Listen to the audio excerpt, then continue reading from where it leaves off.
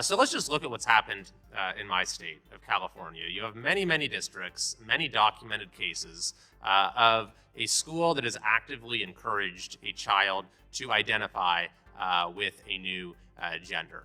And they did this without the parents' knowledge, without the parents' consent, and then they lied to the parents. Who really owns your children? Is it you, the parent, who raises them, feeds them, sacrifices for them, and loves them? Or is it a government bureaucracy sitting hundreds of miles away in Washington, D.C.? What you just watched was Representative Kevin Kiley dropping an absolute hammer of truth during a committee hearing, and frankly, it's long overdue. While Ilhan Omar and the rest of the squad try to reframe this debate as a simple funding issue, waving the civil rights flag and crying wolf, the real issue sits just beneath the surface. What they're actually defending is a system that believes the government knows your children better than you do. A system that insists more money, more control, and more bureaucracy automatically equals better education despite overwhelming evidence to the contrary. Stick around, because we're going to break down exactly how Kiley dismantled that narrative piece by piece, why more funding isn't the magic solution they claim it is, and how California has become a clear warning sign for the rest of America. Let's get into it. That the fundamental operations and responsibilities of the department will still be preserved. They hollowed out the Office of Civil Rights, yet claim that they can still carry out their legal obligation to protect students from discrimination. They fired the entire legal team that provided guidance to states on how to implement IDEA, and yet claim that they will still be able to provide equal opportunity to kids with disability. Republicans and the administration should be honest about what is happening here. Abject abandonment of the statutory duties and the congressional authority.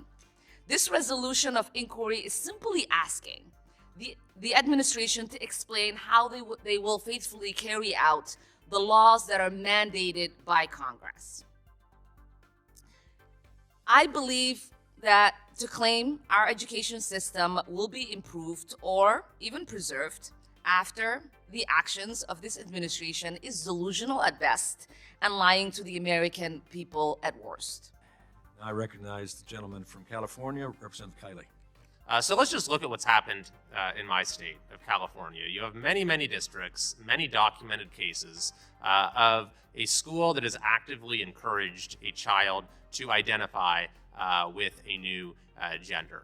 And they did this without the parents' knowledge, without the parents' consent, and then they lied to the parents about it. We have many documented cases of a parent confronting the school and the school or personnel lying about it, and even fabricating and doctoring documents, changing the child's name on assignments that were handed in. I mean, just imagine what this looks like in practice if you are not allowed to say that the child is using a different name or a different gender identity. So you're using one name and one set of pronouns with the child in class, and their parents come in and suddenly you have to switch. You're using a different name and a different set of pronouns. This is absolute madness. So because of the prevalence of this across our state, a number of responsible districts came forward and said, we're not going to do this. We're going to put protections for students and their families into our district policy and say that this is something that parents have the right to know about. So how does the state respond to the Attorney General with the backing of the governor? They immediately start suing these districts. They start filing lawsuits trying to get binding legal judgments that will force these districts to lie to parents. And then on top of that, the supermajority legislature passes a bill and the governor signs it that, as a matter of state law, says that we are not going to allow districts to tell parents the truth. Now, thankfully, many of those lawsuits are being rejected by the courts, and the Trump administration has now launched an investigation challenging that new state law for violating the Federal Education Rights and Privacy Act. And finally, I want to address this idea that there's somehow a contradiction between this bill and the commitment our committee has to local control in education.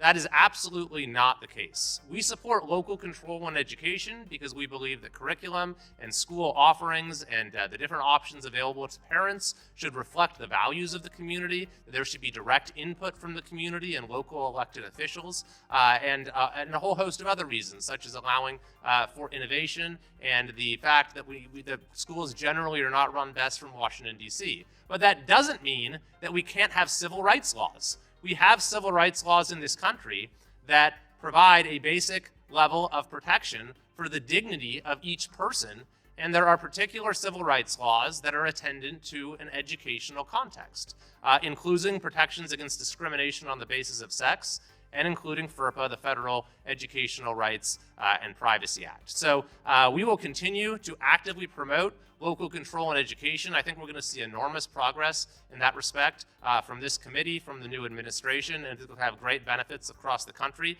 But we will not permit. First, let's talk about Representative Omar's opening statement. You hear the buzzwords immediately gutting the department: civil rights, discrimination. It's the same playbook the squad runs every single time. The message is simple: if you cut even one government job, you must hate children. But here's the reality check Kevin Kiley delivered. What are we actually funding with those tax dollars? Omar wants you to believe the Department of Education is some kind of benevolent guardian. But Kiley points to what's really happening on the ground, especially in places like California, where these policies are already fully unleashed. This isn't about teaching kids math and reading anymore. This is about state-sanctioned secrecy. Did you catch the phrase Kiley used? A wall of separation between parents and children that should chill every parent to their core. He cited real cases where schools are socially transitioning kids, changing names, pronouns, and identities inside the classroom, while actively hiding it from mom and dad. And when a school district tries to do the responsible thing and says, maybe parents should know, the state government steps in and sues them. That right there is the fundamental disconnect between the squad's vision of America and everyone else's. To Ilhan Omar and people who think like her, the government is the ultimate parent. Your tax dollars, in their view, should fund federal bureaucrats who write guidelines encouraging schools to lie to families. They call it protection. Let's be honest, it's usurpation. It's the state stepping in and declaring itself the primary authority in a child's life.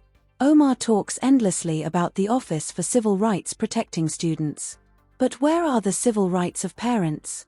Do parents not have a fundamental right to know if their child is going through a major psychological and social change? Kevin Kiley is absolutely right to call this out. Keeping parents informed is not discrimination. It's common sense. It's basic decency. Think about this: if a student gets a headache and needs an Advil, the school nurse has to call you. But if that same student wants to change their gender identity, the school is instructed to keep it secret. Make that make sense. Kiley raises this issue because he's from California. He's already seen the future the far left wants for the rest of the country. So when you hear Omar defending the core functions of the Department of Education, understand this: that secrecy, coercion, and top-down control are exactly what she's trying to preserve. That's why this clip is going viral. That's why we're talking about it. Because parents across the political spectrum, Democrats, Republicans, Independents, agree on one thing: you don't mess with our kids, and you don't lie to us about them. Kevin Kiley isn't just defending a budget cut. He's defending the family unit. He's exposing how the funding Omar is crying about is often used to strong-arm local school districts into adopting radical policies they never asked for. So credit to Representative Kiley for not backing down. We need more people in Washington who aren't afraid to look the squad in the eye and say, no, the government does not own our children. Let me know what you think in the comments. Should schools be allowed to keep secrets from parents? Or is Kevin Kiley right that this so-called wall of separation is dangerous?